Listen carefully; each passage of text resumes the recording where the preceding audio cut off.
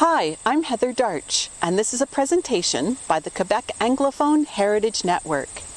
This is Missisquoi County, Quebec, and it was Loyalist country. In the 1780s, the first settlers wishing to remain loyal to Great Britain and King George III fled the newly formed United States to find refuge in Missisquoi County, Lower Canada. Sometimes we romanticize the history of the Loyalists and see them as noble, honorable, and hardworking. But with the good came the bad. The less reputable figures who also sought refuge in the borderlands between the American colonies and the seigneuries of the St. Lawrence River. Catherine Day, a 19th century historian of the Eastern Township, said that the American Revolution brought numbers of worthy and desirable inhabitants, but at the same time, others came in who neither feared God nor regarded man. And so we find in this lovely and historic part of the Eastern Townships of Quebec, scoundrels, thieves, cheats, and liars. Today they lie peacefully in the tiny heritage cemeteries that dot the countryside. This is the road of the Counterfeiters. On the earliest maps for the township of Dunham, this little road that stretches about 9 kilometers was identified as Cognac Street. Strictly speaking, the street no longer exists, but it's here today under the name of Chemin Houdon. Of course, when we change a place name, or the name of a street in this case, we lose the history or the why it was called the name it was in the first place. The name Cognac was an 18th century slang word for fake money. So this is Cognac Street, and the people who lived on it were called Cogniacers. Along this road, many people gained international fame for their prowess at making money, literally. Unlike other newcomers to the region, these entrepreneurs manufactured counterfeit money in the deep, dark forests of Dunham, Quebec.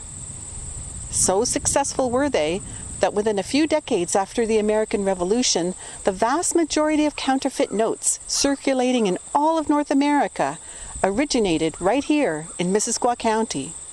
Here, it was the center of what a local minister called a wicked trade. The Reverend Fitch Reed stated that every family on Cognac Street made spurious bank bills, and that the Canadian authorities did little about it, so long as their own bills were not counterfeited. The Harvey Cemetery is where we can find the remains of one of the leaders of a violent and notorious gang of Cogniacers. This is the final resting place of Ebenezer Gleason Sr. He was born December 2nd, 1766, and died October 2nd, 1851. Ebenezer Gleason Sr. was an illiterate farmer with a shrewd mind for business, who helped to build a national network of dealers along with his partner, store owner, and politician Seneca Page. Together, the two men formed the Canadian Counterfeiting Company, each receiving an equal share of the profits. They produced and controlled the money-making world from 1800 into the 1830s and printed the majority of counterfeit bank bills circulating in the United States in that time period. As early as 1810, counterfeiting was a serious and organized criminal organization in this region, and although no one officially knew who was counterfeiting, everybody knew. Tolerance allowed the crime to grow. In the 1825 census, Ebenezer had 9 people living in his house, including his wife, Patty Parmenter, who was likely up to her neck in counterfeiting in some way, and 5 sons and 2 daughters. One daughter named Martha made it into the historical record in a court document that described her as a deep, cunning, and artful woman. Ebenezer Sr. sent his eldest son, Ebenezer Gleason Jr., out to work as an agent for Cognac Street in Philadelphia. In 1827, he turned his son's attention to the Second Bank of the United States. The circulation of this bank was so large that Gleason Sr. figured that the bank could tolerate a massive number of counterfeit bills before it had a noticeable effect. Gleason recruited an engraver named Lyman Parks to help his son. But the grand scheme fell apart when the workshop in Philadelphia was raided and roughly $6 million in today's currency was seized. The police had been apparently tipped off by someone in the rival wing gang from the other end of Cognac Street. Ebenezer Gleason Jr. was sentenced to 20 years, but Lyman Parks vanished and took the counterfeit plates with him and headed back to Cognac Street. Less than 3 years later, though, Ebenezer Jr. escaped from prison and, of course, headed back home. Things really heated up on the street in the 1830s. On August 14, 1833, sheriffs, constables, and magistrates from both sides of the border met at dawn and surrounded the properties of the Gleason gang members. The houses were raided, and by day's end, tens of thousands of dollars worth of counterfeit notes from 13 American banks, as well as presses, molds, and chemicals for producing coins, were found. Rounded into custody were Ebenezer Gleason Sr. and his sons, Ebenezer Jr., Horace, Willard, and Samuel. They were ironed and marched by foot under guard to Montreal. The jury found the prisoners guilty, but most only received 2 years.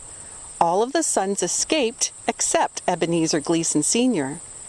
He had the nerve to write to the local bailiff, Ephraim Knight, and ask him for mercy. It was a rather bold request, since only a few years earlier the Gleason boys beat Mr. Knight with clubs and stones on 2 different occasions, nearly drowning him after one of those beatings, when he attempted to impose the law in the name of the king on Cognac Street. Gleason Sr. was released early from prison, though, because of his advanced age of 66. He didn't really need mercy, as he lived until he was 85.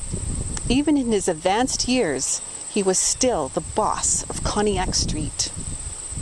How peacefully Ebenezer seems to lie after a life of crime, violence, and lawlessness. I like Mr. Gleason's epitaph. How calmly I rest in the arms of the blessed. Yeah. You got away with most of it, Mr. Gleason.